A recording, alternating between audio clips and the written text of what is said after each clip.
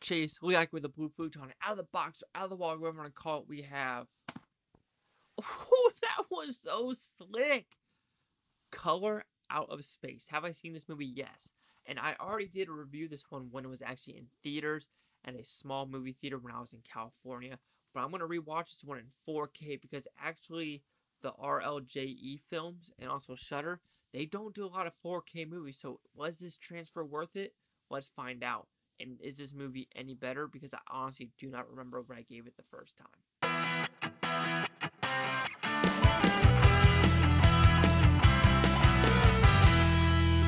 Color Out of Space stars Nicolas Cage and is directed by Richard Stanley, who's the last time Richard Stanley did a movie, I want to say was 1996, so it was over 20 years before he actually did this movie. And funny fact, this is actually produced by Elijah Wood.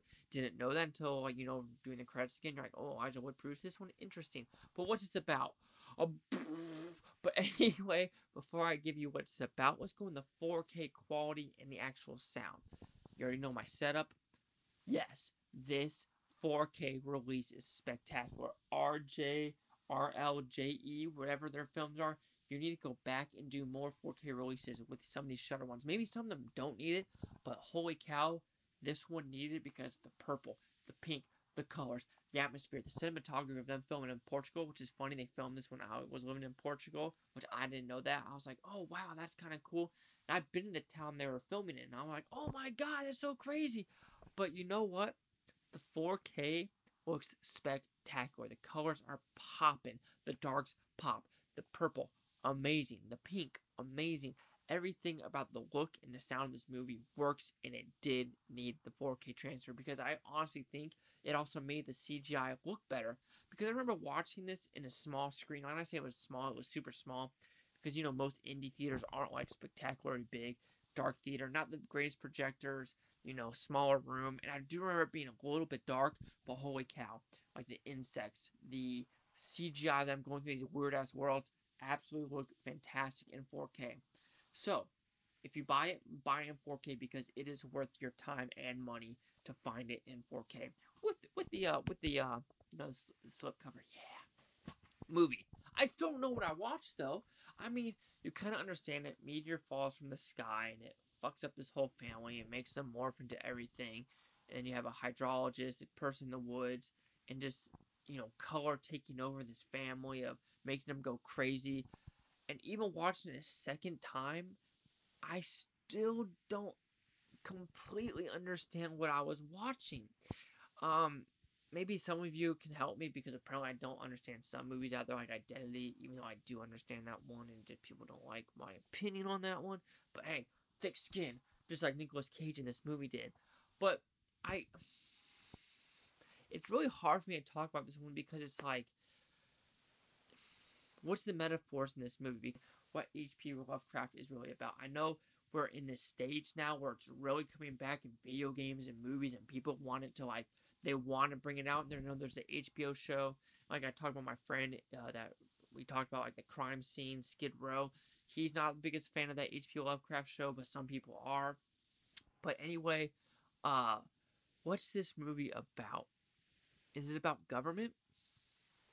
Climate? Family? Aliens? The Earth? What are we doing to our water? Color? No clue. But it's a fun watch because you don't know what's going to happen next. You don't know what's happening in his family psyche. And that is actually fascinating to think what is happening next. And like I said, with this 4K quality, you saw more stuff than I did in the theaters of just being more contained and having the lights off and actually having a good TV setup and the nice quality of the disc. There are still issues with this movie, especially the older brother and the well. Like, dude, seriously. And then the sister, it's like, what the fuck are you doing, lady? Like, cutting yourself, that stuff. That's, oh my god, she was cutting her head, her arms, her chest. I was like, oh my god, what are we doing? Like, stop that, please stop it. But, I mean, it's a trippy movie, man. That's why Tommy Chung's in this movie, right? That's the only reason why he's in this movie. I mean, he even said in the special features, like, oh, I have to do this horror movie. It's my first time actually doing a horror movie.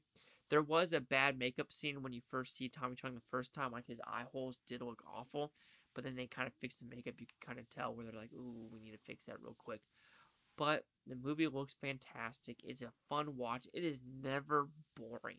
And that's what you got to do with movies as well, is not make it boring. But man, Nicolas Cage is on a roll of just doing weird shit. And I swear to God, I'm on a Nicolas Cage marathon. I do not mean to be Outcast, Willy's Wonderland, Color Out of Space watching again. And I just did my new 3 ones I'm watching.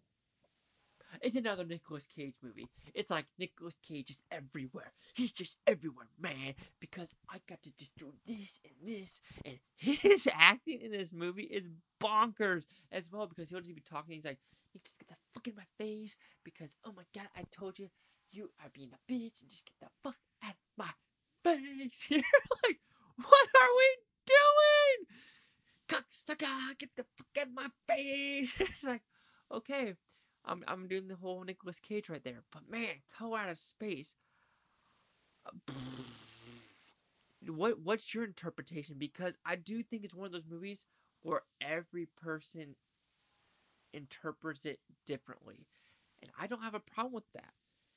But you're like, Chase, so how do you interpret this movie? I personally interpreted this movie as society as a whole might be going crazy, and we just need to calm down a little bit. And maybe we need to just get out to the country. Even though in this movie, they go out to the country and they get fucked up. But then you have the whole story of like technology not being there. They want technology to go away. But this family's kind of a sacrifice to show a point. I don't know, guys. I don't know. But anyway, what is my second review of this one? I think I'm giving this one Color Out of Space the second time in 4K. 3.5 at 5 with Futon at 70%. So see, the critics and user scores and myself gave it the first time. Let's do this. Interesting. So I first gave it a 60%. So I'm actually giving it a step up. Maybe it's because of the quality of the actual discs and me actually seeing what's happening and more like understanding it and more appreciating it more. So this might be a movie that actually gets better throughout the decades or throughout the years. We'll find out. But like I said, I gave it a 60 before, to a 70.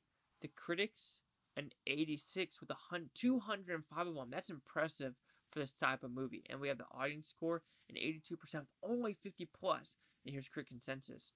A welcome return for director Richard Stanley. Color Out of Space mixes tart B-movie pulp with the visual alluring Lovecraftian horror and the dash of Gonzo Nick Cage. I have to agree. I mean, like I said, this might be one of the movies where I appreciate it more and more throughout the present, whatever you want to call it. But yeah, Richard Stanley, I heard he's actually in the special features. He wants to do another Lovecraft movie. I'm all down. Let's do it. So, do you agree with my 70 now, 10% increase, the 86 or the 82? Chase out the Blue Futon. Like, comment, subscribe. One of the things, Bluetonic, Bluetonians. Thanks for watching. Have a great day. Peace and love. Peace and love.